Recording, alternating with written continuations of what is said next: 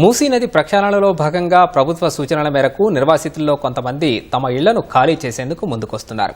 నదీ గర్భంలో తాత్కాలిక నిర్మాణాలు ఏర్పాటు చేసుకుని జీవిస్తున్న కుటుంబాలు ముల్లామూటా సర్దుకొని అధికారులు కేటాయించిన 2 పడక గదులకు వెళ్లేందుకు సుముఖత వ్యక్తం చేస్తున్నారు.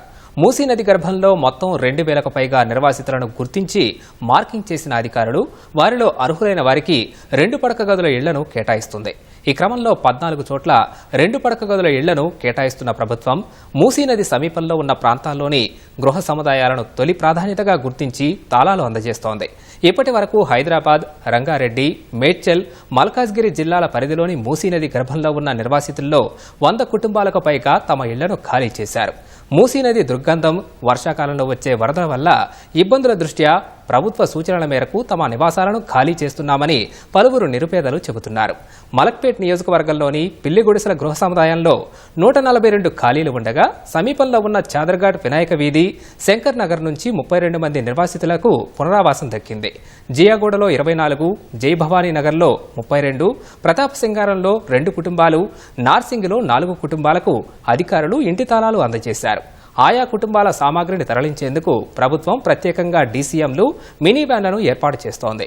ఈ రాత్రికి మరో 100 మంది కుటుంబాలు తమ నివాసాలను ఖాళీ చేసి 2 పడక గదుల ఇళ్లకు వెళ్లేందుకు ఏర్పాట్లు చేసుకుంటున్నారు. మరోవైపు నిర్వాసితుల్లో కొంతమంది యజమానులు అద్దెకున్న కుటుంబాలు ఉండగా కేవలం యజమానులకు మాత్రమే ప్రభుత్వం 2 పడక గదుల ఇళ్లను కేటాయిస్తున్నారు.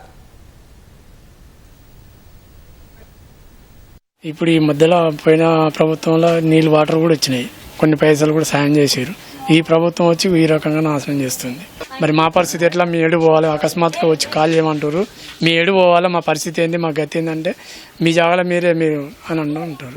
इधर अचानक आके 2 दिन 3 दिन में खाली करो, कैसा खाली करना? किराएदारों को तकलीफ हो रही, मकानदारों को तकलीफ हो रही. अब 10-10 रूम 5-5 रूम ले लेके खाली डबल बेडरूम एक देते बोल के बोल रहे हैं. सामान कहाँ से आता बोलिए आप? अब जितने पेपर आए वो देख के हिसाब से पैसे भी दिए तो आदमी जाके कहीं दूसरी जगह तो ले सकते. टाइम तो देना ना सर, टाइम भी नहीं दिया आप लोग, कुछ भी नहीं दिए. ఫస్ట్ ఫేజ్ కింద ఇప్పుడు ఓన్లీ రివర్ బెడ్ లో ఉన్న వాళ్ళని మాత్రమే మనము జిల్లా అధికారుల కలెక్టర్ గారి ఆదేశాలు కానీ గవర్నమెంట్ కానీ రివర్ బెడ్ ఉన్న వాళ్ళు మాత్రం ఐడెంటిఫై చేస్తున్నాం. వాళ్ళ గురించి ఐడెంటిఫికేషన్ తర్వాత వాళ్ళకు లొకేషన్ ఎక్కడ 2 BHK ఇస్తున్నాం వాళ్ళకు చెప్పి ఆ 2 BHK వాళ్ళు విల్లింగ్ ఉన్న ఎవరైతే విల్లింగ్ వచ్చి ముందుకు వచ్చారో వాళ్ళందరినీ కూడా అదే రోజు వెహికల్స్ పెట్టి షిఫ్ట్ చేయడం జరుగుతుంది. ఇమీడియట్లీ వాళ్ళకి సర్టిఫికేట్ ప్లస్ ఆ లొకేషన్ లోనే వాళ్ళను ఇల్లు చూపించుకుంటూ సర్టిఫికేట్ కూడా ఇవ్వడం జరుగుతుంది హౌసింగ్ డిపార్ట్మెంట్ ద్వారా. వాళ్ళు చేసుకున్న ఇల్లీగల్ కన్స్ట్రక్షన్ ప్రభుత్వం ఏమైతే వాళ్ళకు మానవత దృక్పథంతో 2 BHK ఇస్తుందో వాళ్ళు కన్విన్స్ చేస్తున్నాము. లాస్ట్ వరకు వాళ్ళు కన్విన్స్ చేసే ప్రయత్నం చేస్తాం. కన్విన్స్ కాకపోతే ఆ లిస్ట్ అనేది గవర్నమెంట్ దృష్టిలో పెడతాం. ఇక్కడ మన సర్వే ప్రకారం దాదాపు 150 కుటుంబాలు సర్వేలో ఇక్కడ మూసీ పరివాహకంలో ఉన్నట్టు మనం గుర్తించినాము. వాళ్ళందరూ కూడా స్వతహాగా కన్సెంట్ కూడా ఇవ్వడం జరిగింది.